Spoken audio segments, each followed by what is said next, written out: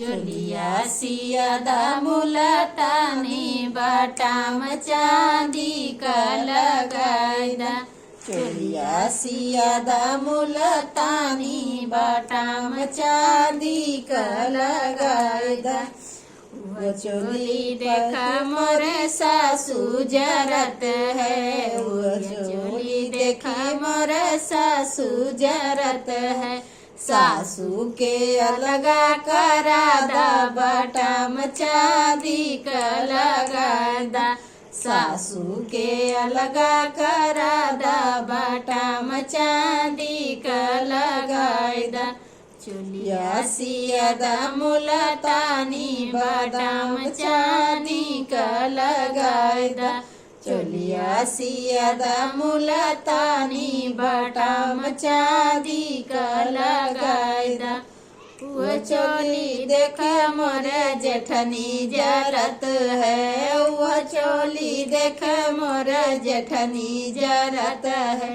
जेठनी के अलगा करादा बटाम चांदी का लगाइदा।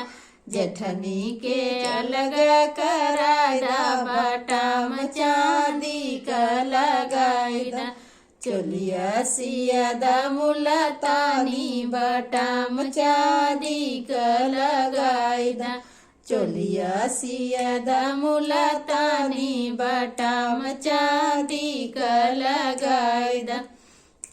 चोली देखा मोरे ननदा जरत है, वो चोली देखे मोरे ननदा जरत है। ननदा के ससुरा पठादा बटाम चांदी का लगाइदा।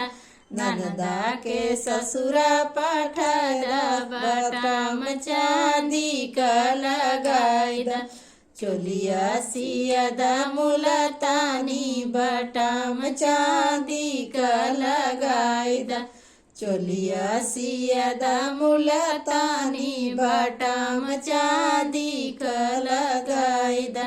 वो चोली देखा मोरी गोतनी जरत है, वो चोली देखे मोरे गोतनी जलत है। गोतनी के अलगा करादा बटाम चांदी का लगाइदा। गोतनी के अलगा करादा बटाम चांदी का लगाइदा।